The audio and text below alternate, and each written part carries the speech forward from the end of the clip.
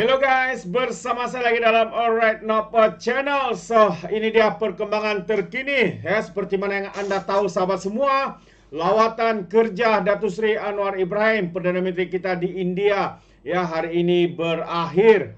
Tapi dalam masa sebelum ya berakhirnya lawatan itu, Datuk Seri Anwar Ibrahim sempat berjumpa dengan ulama-ulama di negara India itu. Jadi apakah perkara yang dibincangkan ya semasa dalam pertemuan itu, ya perkara ini yang menarik untuk saya kongsikan bersama dengan Anda sahabat semua. Jadi tanpa buang masa, mari kita ikuti kenyataan Datuk Seri yang mana dikatakan Datuk Seri Anwar Ibrahim jumpa pemimpin ulama Islam di India. Jadi ayo kita lihat kenyataan media ini. Datuk Seri Anwar Ibrahim mengakhiri lawatan rasmi 3 hari ke India dengan mengadakan pertemuan bersama dengan pemimpin dan ulama Islam di New Delhi, India. Perdana Menteri berkata, pertemuan tersebut memberi penekanan kepada kepentingan keharmonian antara kaum terutamanya di India. Sebelum berangkat pulang, saya juga menerima kunjungan pemimpin-pemimpin Islam India, antaranya Maulana Syed Ahmed Bukhari dari Jama Masjid dan Maulana Mahmud Madani dari Jamiat Ulama Hind. Itu kenyataan Datuk Seri. Tambah lagi, kami juga berkongsi pandangan terkait isu terkini umat Islam di dunia, kata Datuk Seri Anwar Ibrahim ya menerusi laman Facebook beliau. Ya, di lawatan rasmi Anwar daripada 19 hingga semalam padat dengan berbagai acara yang menjurus kepada usaha meningkatkan hubungan dua hala India Malaysia daripada perkongsian strategi yang dipertingkatkan kepada perkongsian strategi komprehensif.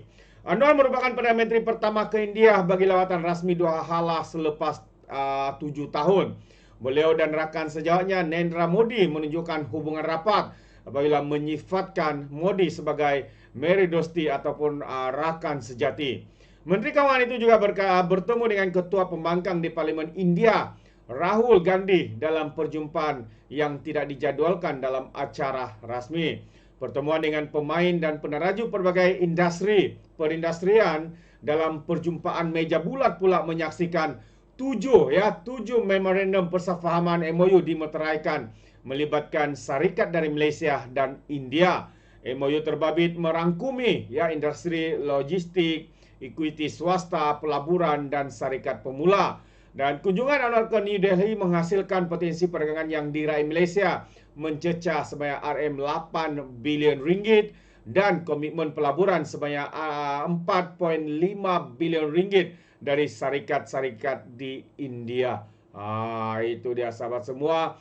Jadi kita percaya dan kita yakin ya bahwa perjalanan ataupun lawatan kerja Datuk Seri Anwar Ibrahim ini tidak menjadi sia-sia, melainkan akan membawa berita baik ya buat negara kita. Terutama tadi ya seperti mana yang saya katakan, yaitu dari segi pelaburan.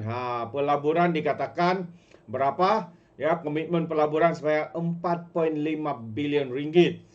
Itu dia. Dan juga hasil potensi perdagangan yang bakal diraih Malaysia mencecah RM8 bilion ringgit. Ini bukanlah satu jumlah yang kecil. Jadi kita ucapkan tahniah kepada Perdana Menteri kita. Dan saya agak terkejut ya ketika Muhyiddin kah, Ismail Sabri kah menjadi Perdana Menteri, ya tidak pula ya mereka dijemput untuk ke negara India, tapi berlainan pula dengan Perdana Menteri kita, karena beliau Datuk Seri sangat dihormati ya di negara India ini, rakyatnya, pemimpin-pemimpinnya, apatah lagi kumpulan ataupun golongan ulama-ulama ya di negara India ini. Tahniah kita ucapkan ya kepada Perdana Menteri kita Datuk Seri Anwar Ibrahim. Berbeza pula ya dengan bekas Perdana Menteri Muhyiddin Yassin Kerajaan Tebuk Atap sebelum ini ya, apabila dinyatakan bahawa kertas siasatan Muhyiddin ya telah dirujuk kepada pejabat peguam negara. Jadi kalau kita lihat sahabat semua ya, Muhyiddin ya bakal didakwa. Kemungkinan besar akan didakwa lah selepas pejabat peguam negara membuat penilaian terhadap siasatan yang telah diserahkan ya, yaitu kertas siasatan berhubung ucapan pengerusi Perikatan Nasional Muhyiddin Yassin yang didakwa menyentuh isu berkaitan agama dan raja yang telah diserahkan kepada pejabat pegawai negara hari ini ya untuk tindakan lanjut. Ketua Polis Negara Tan Sri Razarudin Hussain berkata, setakat ini polis telah mengambil keterangan daripada 66 saksi bagi membantu siasatan. Jadi katanya kita juga telah rakam keterangan Muhyiddin Yassin dan beliau menjawab semua soalan yang diberikan. Kertas siasatan telah dihantar ke pejabat pegawai negara untuk tindakan lanjut katanya kepada bernama hari ini. Jadi kita tahu apa yang Muhyiddin lakukan, yaitu menerusi satu kenyataan yang dimuat naik di Facebook hari ini, memaklumkan dia sudah menyerahkan beberapa dokumen kepada polis bagi membantu siasatan. Berhubung ucapannya ya semasa berkempen pilihan raya kecil di negeri ya di Kelantan yang akhirnya dimenangi oleh calon UMNO Barisan Nasional Kerajaan Perpaduan, dan ini adalah kekalahan paling teruk dalam sejarah Parti PAS di negeri Kelantan, sahabat semua, yang mana mereka begitu yakin mereka menang kerana Kelantan ini kerajaannya adalah parti daripada PAS itu sendiri. Tetapi nampaknya sahabat semua, satu keputusan yang amat memerajatkan kita, dan akhirnya ya mereka kalah teruk. Adakah ini satu referendum rakyat? Adakah ini satu ungkapan ya bahasa daripada rakyat ya Malaysia, yang mana mungkin mereka menyatakan mereka akan menolak Parti PAS ini kerana gagal ya dalam melakukan tanggungjawab mereka sebagai kerajaan di negeri Kelantan. Itu dia. Jadi Muhyiddin juga berkata, kita sambung kenyataan tadi, Muhyiddin berkata, dokumen terbabit diserahkan ketika polis yang mengambil keterangan pejabat Lembaga Pelaburan Malaysia MIDA jam 11 kemarin. Jadi dokumen lah termasuk katanya ada 115.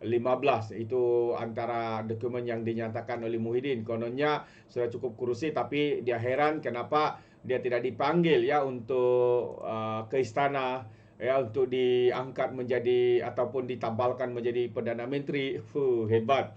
Macam dia pula yang harus menentukan siapa yang jadi Perdana Menteri, siapa yang tidak. Inilah kehebatan mereka sahabat semua. Adakah begitu terdesaknya mereka sehingga sanggup ya membuat kenyataan yang membuatkan ramai rakyat Malaysia sebenarnya marah ya dengan kenyataan yang diberikan ataupun dikeluarkan, dinyatakan oleh Muhyiddin Yassin ini.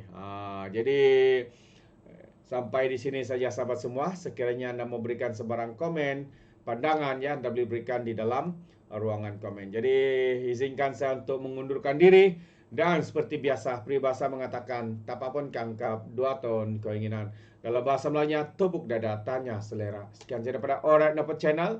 Kita berjumpa lagi. Bye-bye.